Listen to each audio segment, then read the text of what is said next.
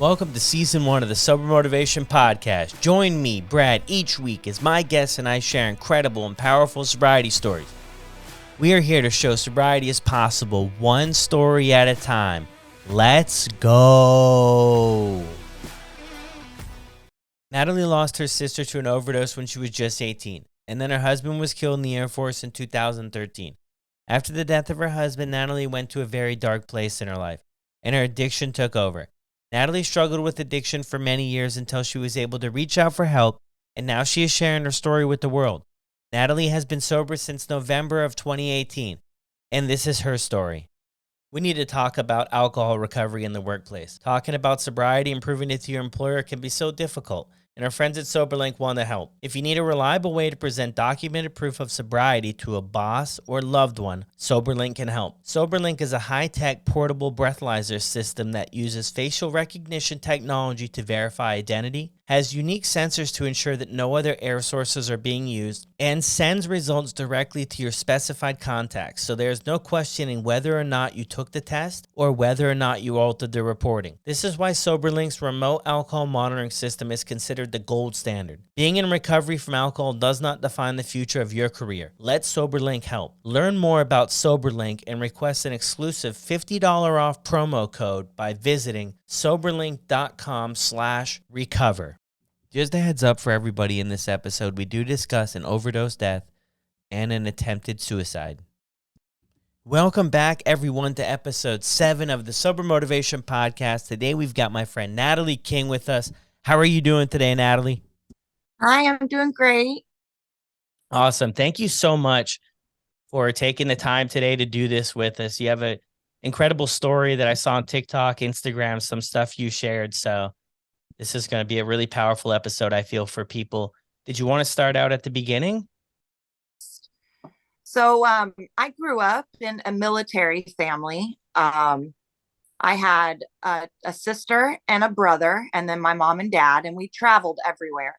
Both my parents were big drinkers.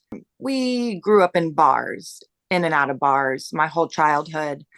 It's real big to drink in the military, so that was normal. My sister was 7 years older than I am, and she had a drug addiction. She was addicted to opiates. She took Vicodin, Loratabs, things like that orally. She's never shot up, but I've seen her take a lot of pills orally. And in 2008, my sister died from a drug overdose from her addiction. That was a really hard time for my brother and I. My brother was 16 at the time, and I was 18, and my sister was 26 when she passed away. That night, I mean, I can remember them carrying her down in a body bag. They unzipped her head, and my parents went over there and they were screaming, crying, kissing all over her. And I remember the cop turned my brother and I and said, "You guys have to look out for your parents from this day forward." I always thought, well, who's supposed to look out for me? I always thought that way. I always felt that way because this was a devastating loss with just 5 family members in our family. And it was really hard. I had planned to go to college. This was the summer after high school, but my mind just wasn't there. So I ended up joining the Air Force and moving to Japan. And that's where I got married. I met my husband in Japan. He was also in the Air Force. And we had a baby boy. And life was good at this point. Life was really good. We moved from Japan to Maryland at Joint Base Andrews. When my son was 8 months old, my husband was killed in the Air Force. And that death really pushed me over the edge. It impacted me in a way I don't even understand to this day. I didn't know how to cope with it. I felt like my whole future was ripped from me. That's when I started a real bad drug addiction. That's when my addiction started. After my husband passed, they had prescribed me Xanax. And at first, the Xanax was helping me. However, my tolerance got higher, and I noticed it wasn't working the way that it was. And so I ended up having to take more and more. And soon my prescription bottle would, be empty with just a few days' time. And I'd have to go doctor shop or find it on the street. And it was getting real bad. I wasn't there as a parent. I wasn't there as a daughter. I wasn't there as a human. I was passed out all day long. The rock bottom that put me at rock bottom was I had been in and out of institutions and jail many times. I had a DUI crash that I served time for. I had my license revoked for 5 years because of all the accidents that I had been in. The people that I was with ended up offering me methamphetamine through IV use. And the first time that I shot meth, I felt on top of the world. And when I felt that, I knew that I was going to be in trouble. I could feel that this wasn't going to be good. It got worse and worse. I met a guy online who knew my husband that died. He asked me out on a date one day, and I went with him, but I was high the whole time. I was passed out high the entire time. And this guy, for some reason, he stayed. I don't know why he stayed. And he wanted to help my parents get me sober. Well, I ended up falling in love with him. And we've been together for about 7 years now. But he got me sober in about 2 years. Him and my parents tapered me down on my meds that I had and got me sober. And when I was just weeks sober, I found out I was pregnant with this man's child. And I ended up having his baby. And, life was good again. I was getting through the grief and I was getting through my drug addiction. Life was good at this point. I had a baby and life was doing good. Well, my dad had called me one day and told me he had ALS. And about 3 years into his ALS diagnosis, he ended up shooting himself in the head, but surviving it. And that's when we decided to move him into our home. And I moved him into my home and started taking care of him. He had tube feeding, he had diapers, baths, nail file, everything that you had to do to take care of a person, you had to do it for my father. And it was a lot of work, but I wouldn't have changed it for anything. My father, I was always scared that if something were to happen again, something traumatic, I was always afraid that I would spiral back into my old ways. And I was scared of my own mind, if that makes sense. About 3 months after I moved my father in, he ended up passing away from ALS. And I don't know if it's a combination of what I'm doing today and a combination of going through death in the past, but I'm really proud to say that I've remained sober in my recovery, even after my father's death, and because that was a big thing that I was really scared of. I think it has a lot to do with what I'm doing today to help get me through this. I began sharing my story online about 2 years after my father passed, 10 years after my husband passed, and about 14 years after my sister passed, because I was just now ready to start talking about it. And I realized how alone I felt. I felt so alone in my grief that I needed an outlet or somebody else or a community of people to help me get through that at that time. And I didn't have that. So I hope that I can be that person for somebody.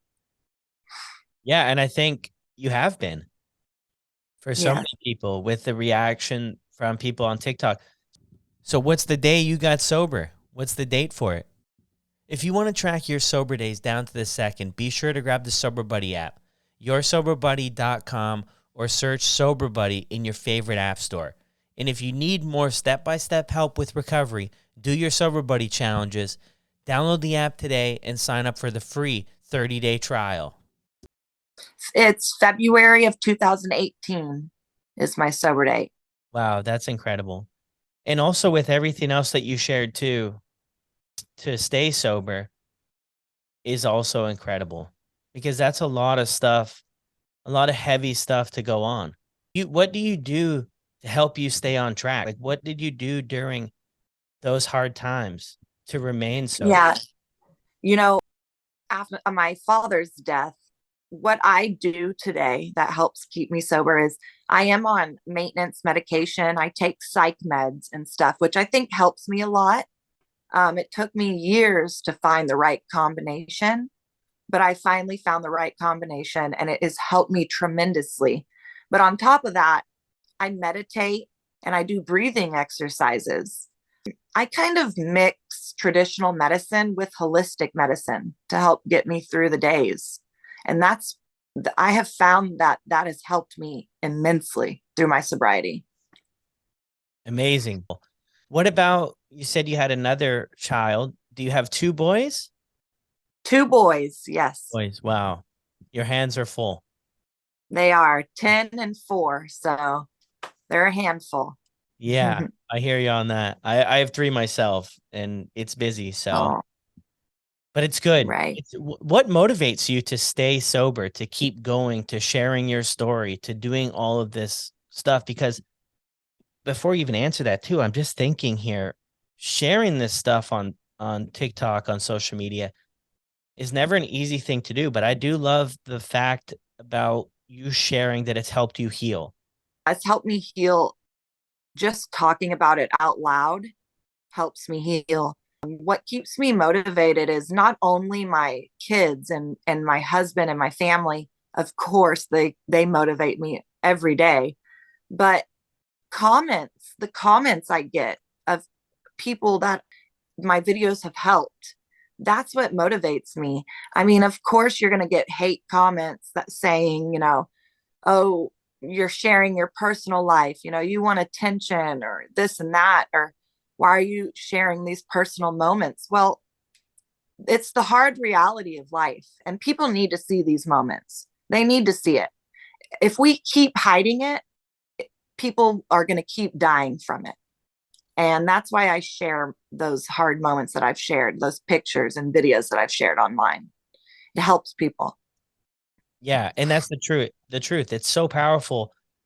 And because there's other people that might not be sharing that exact same story, but there are people that are going through a lot of those same emotions, with people with loss, with addiction, with a lot of different things. So I think it is, and especially ALS. My wife's grandfather passed from ALS, and Oh, it's just a very terrible experience for people. So I think even to bring that in, and then you having the courage to bring your father in and help him out, I think that's mhm. incredible. And then plus on top of that, your sobriety. Without your sobriety, do you feel like you would be able to be present for these situations? Absolutely not. Absolutely not. Not in the slightest would I have ever been present. I wouldn't have been able to take care of my father. I wouldn't have been able to enjoy those last few months with him alive. I wouldn't have had to enjoy any of that. And because of my sobriety, I have those memories and I have that. It's all because of my recovery. That the sobriety offers an opportunity for us to show up and be present, even though a lot of times it can be uncomfortable, especially at first, because we're used to numbing things, escaping, and then now we're kind of here. But there's really something beautiful about it, to have memories, to be part of it, and just to feel like, for me, like I have a purpose, instead of just, Right. and when things get hard, to deal with them in a positive way, other than just retreating into what was comfortable before. I'm really proud of you Thank for that, you. of course. Thank you so much. It means a lot. Yeah. So the 2 years where your family and your now husband, right? Right. Well, Can, he's not technically my husband. He's my fiance, but yes. fiance. Okay. So soon to be, hopefully. Yes, Right? hopefully. There you go. So during those 2 years, what did that look like for you? Because you're on the Xanax. I mean, the Xanax carries its own handful of withdrawal symptoms, can be very dangerous, deadly, even. Right. What did that look like for you in the 2 years? I just want to drop a little advisory before we continue on with Natalee's story. Although she has her own story, it is definitely not suggested that you detox from benzo use at home. So definitely consult with a medical professional. If you're struggling with this, do not do it by yourself at home. Now, back to the story. It was horrible. I mean, it was rough. So I was tapering. So my withdrawal wasn't as severe.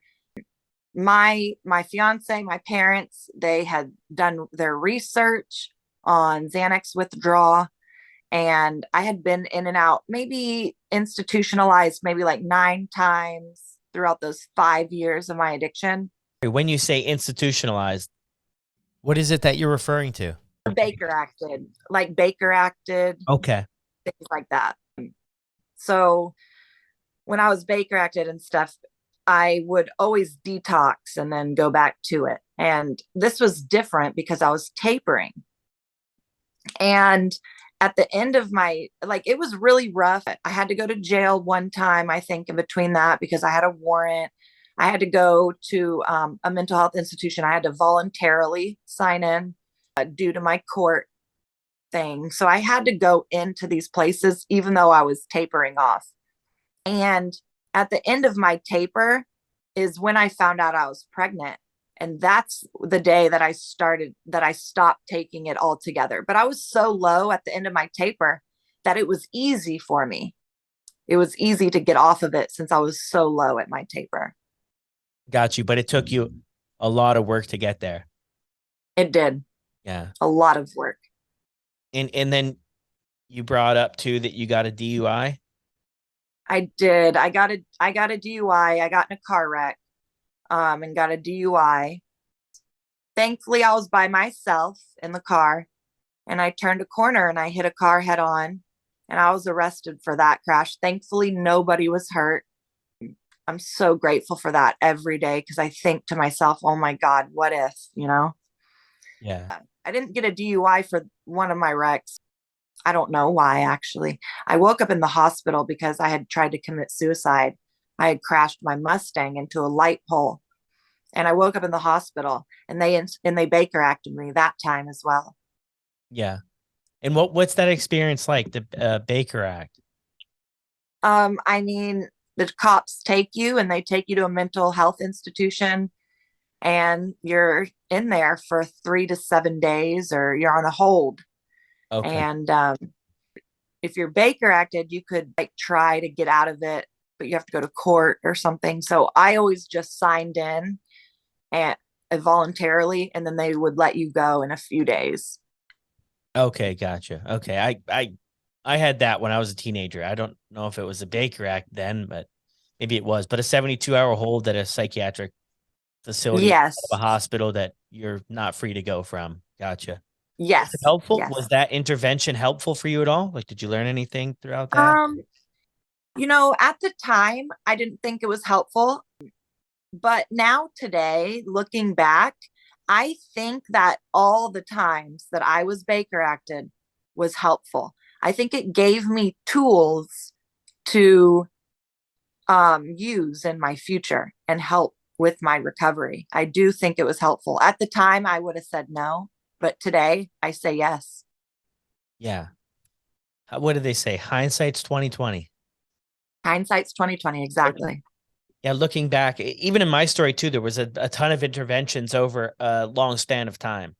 It wasn't necessary. I wasn't one of those people who got sober after a rock bottom. Like, I went to jail and felony probation and lost a lot of stuff in life and rehab and detox, but I never got sober after any of these rock bottom type situations. I woke up one day and decided to get sober, and it wasn't because of a rock bottom thing, but I still do see all of those things adding up to kind of get me to where I was.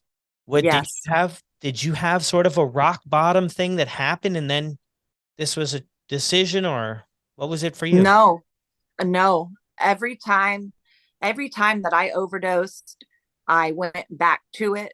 I even overdosed one time and I was in a 3-day coma, and then I was Baker acted after that. Because every time that I overdosed, I was Baker acted. And so, yeah, there was no rock bottom like that for me either. It was days. I had multiple days and weeks and months of feeling like I wanted this to end, but I didn't know how to do it. It wasn't like one day I woke up and I said, all right, I'm doing it today. It happened slowly over a period of time. Gotcha. How was that experience for you when you were in a coma for 3 days? What was that from? I had taken some Valium. I overdosed, and my fiance and my parents called the ambulance. And I woke up 3 days later in the hospital and I was fine, but Baker acted me. I mean, I didn't remember anything. I didn't mean to. It was an accident. I didn't mean to overdose, but they still Baker acted me. Gotcha. Yeah, that is. I talked with a few people on the podcast episode too. Megan shared a little bit about this. I have a very small experience with Xanax. In the two times I did it, I blacked out, and I had no Yep. idea about this was possible. And it Mm-hmm. was really scary because I had went to a job, and I showed up for a job. I drove there and everything, and the next day, I woke up and I had been sent home from the job, and I didn't remember any of this stuff. And then I went back in the next day, not knowing any of this stuff, and it was really scary because then people tell you like, and they Yep. don't believe you. Like, I get it. I didn't expect anybody to believe me, but I was like, I don't remember from 4 o'clock till the next day. Did you experience Yes, that a lot? absolutely. I experienced that every time I took it, and that is why I took it. I wanted to forget. I was numbing my pain from my husband's death, and I didn't want to remember anything. I didn't want to think about the past, and I didn't want to think about the future. And so Xanax, when you blacked out and days would go by and I wouldn't remember, I was happy about it. I was like, oh, thank God, all these days went by. But after a while, it starts to wear on you. I feel that my brain and my memory is affected to this day from the blackouts from Xanax. I have memory problems to this day because of that. Yeah, it becomes very dangerous. What were you thinking about going through your own sort of story if we reflect back on your sister? Mm-hmm. Were you ever worried that a fatal overdose could be a possibility for you? You know, Yeah, I knew it was a possibility. And at the time, I don't think I really cared. I had signed custody of my son to my parents, and I felt like I had nothing left to live for. I felt like I couldn't be a mom. My son was already signed over, and my parents thought I wasn't going to make it out of my addiction. They said that they didn't want my son to go to the state. So that's why I signed over. And at the point, I just didn't care if I died or lived. I yeah, really didn't. I hear you on that. That's definitely a scary place to be though. But let's flip things around here because we talked a lot about where you were, and now you're in an incredible place, and you're glowing and you're happy. So what is life like for you now that you're in recovery and you're celebrating your sobriety every day? It's amazing. I cherish every memory, every moment, every photo, every video. I cherish it now. Um, Before, I wouldn't care if I remembered somebody or something. But today, I can go to a party and everyone is partying or drinking, and I can be the only one sober and be happy and having fun. I'm the one that can remember these memories. And it's amazing. I mean, my recovery looks great today. I'm on a great path today. I mean, it's hard work every day. You have to work on yourself every day. But I'm really at peace with myself. And the people that you see with the most enlightenment or or peace have gone through the darkness to get there. And that's just an important thing to remember, that you can get there too. Yeah. And you definitely have went through a lot of the darkness and then Yes. come out the other side doing really well, and sharing your story and stuff is just super empowering for people. What's the reaction that you've gotten from people from sharing your story? Most people really enjoy seeing, the transformation. And I get a lot of sympathy and stuff, but that's not what I'm looking for when I share my story. I'm looking for people who've gone through complex grief and that I can help. And my messages are always open for whoever to ask me questions or advice. No, I think that's beautiful. The transformation is incredible, and I feel like people are able to relate with that in their own sort of story, because Absolutely. we can see that, Absolutely. somebody, Natalee's been through all of this stuff. Like, this is a lot of stuff. And if she can figure it out, then maybe it's possible for me. And I think that's one of the most beautiful things about sharing a real vulnerable story that you have to share that. Yes, So, absolutely. yeah, so I love that. And how was your sobriety played into your healing journeys? I know there's probably a lot of aspects that have went into you healing, but how has sobriety specifically helped you with that? Sobriety has helped me meditate. I've tried meditating in the past because my brother had suggested it to me, but I was in my addiction and I noticed I couldn't meditate. Well, meditation has changed in my sobriety. I'm able to now. It's almost like as if addiction was a block for my meditation. And I can notice now when I meditate, you almost get your body gets like I don't know how to describe it, a high feeling. It's a good euphoric feeling just from meditating. And I wasn't able to do that before. It's helped me a lot in my recovery. My sobriety has helped me in my healing journey immensely. I love that.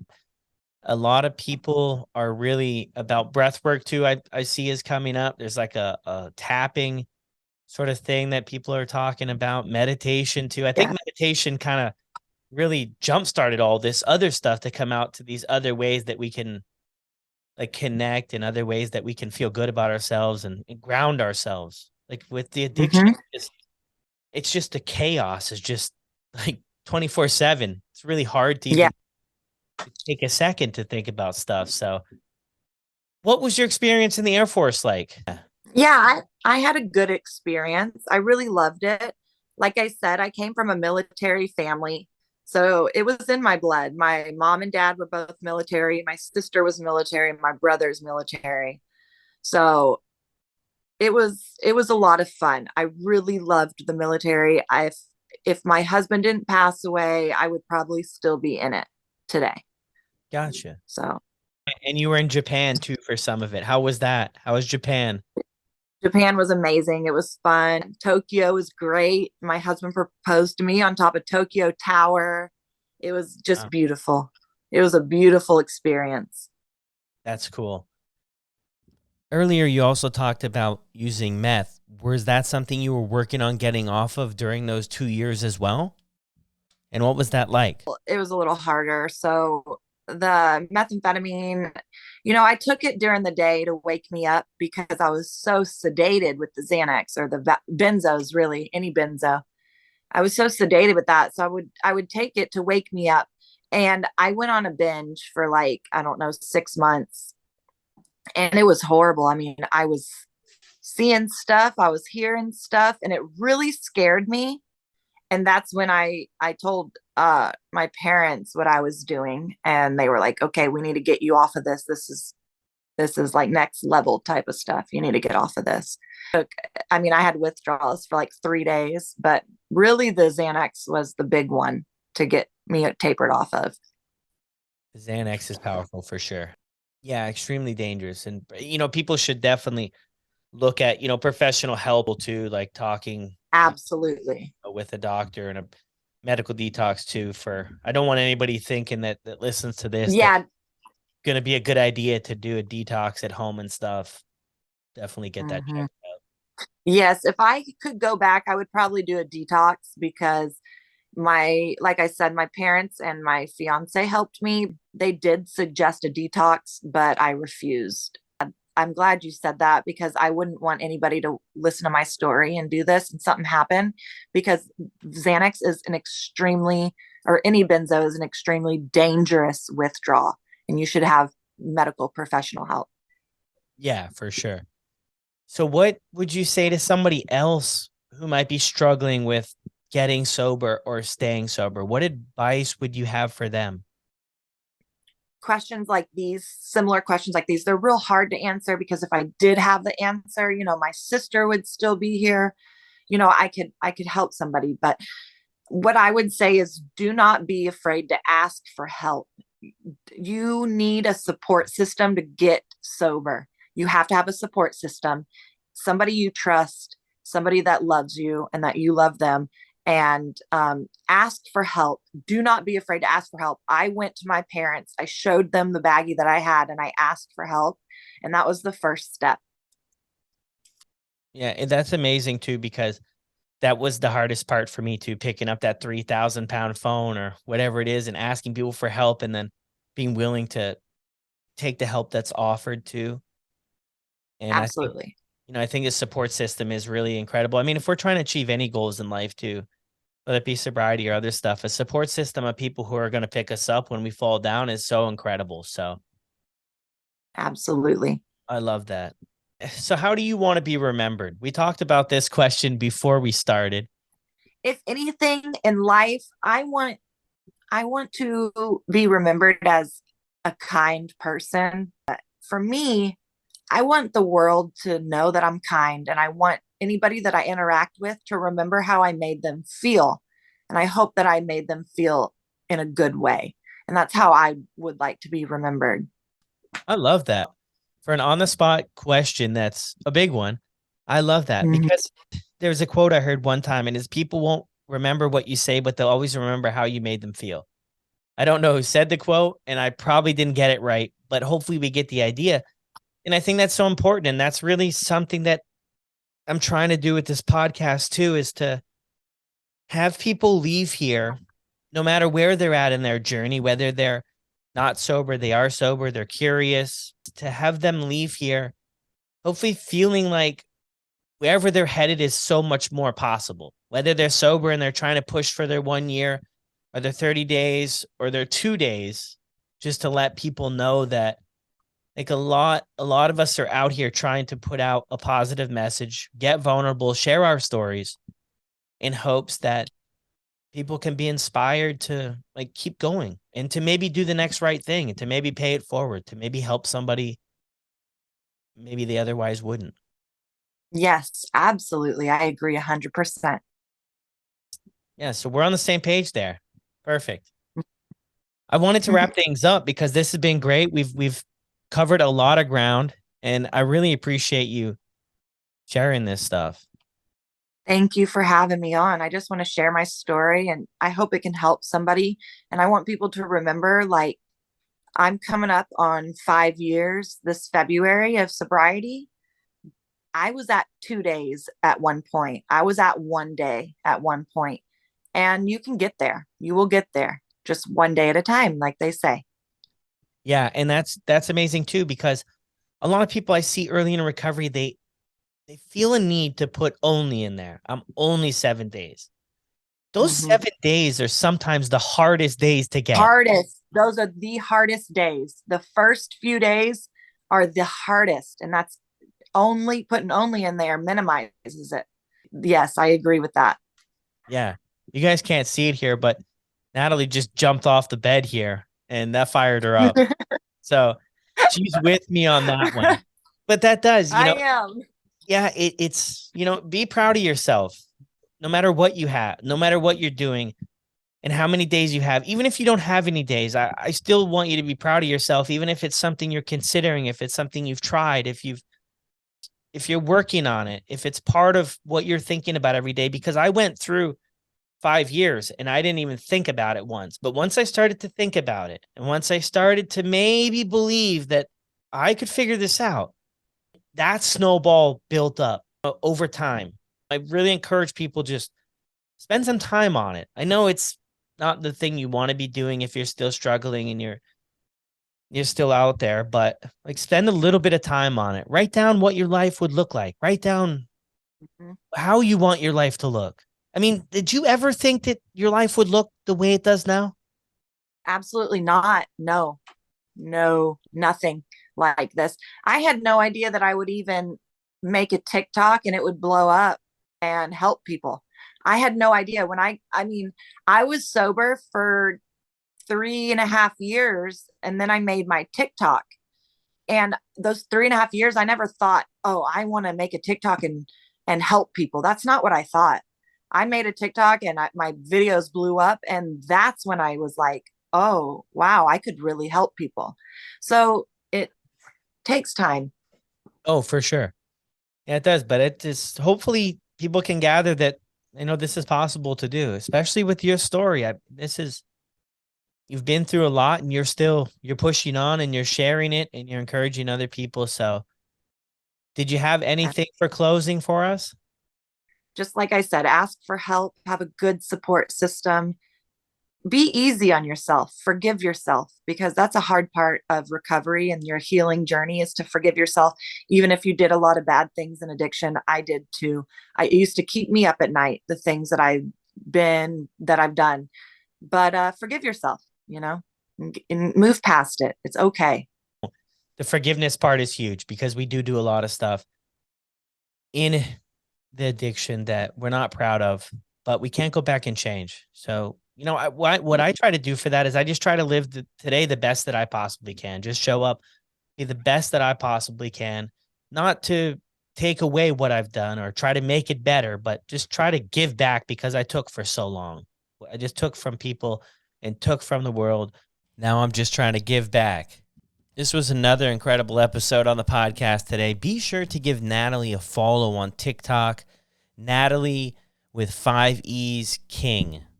I really hope everybody enjoyed today's episode. Natalee really opened up for us and shared a lot of really hard things with us about her story. I think it's incredible, with everything that happened, that she was able to get sober, stay sober through some very tough times. If you guys are enjoying the podcast, don't forget to leave a review on your favorite streaming platform, whether that be Spotify, Apple Podcasts, or wherever else you're catching this at. Be sure to take care of yourself, be good, and be sure to pay it forward out there. The holidays are around the corner. If you see somebody struggling, help them out. Stick your hand out and let people know that you're there if they need some support on their sober journey or just in life. I'll see everyone later in the week with another episode. Until then, enjoy your week, stay out of trouble,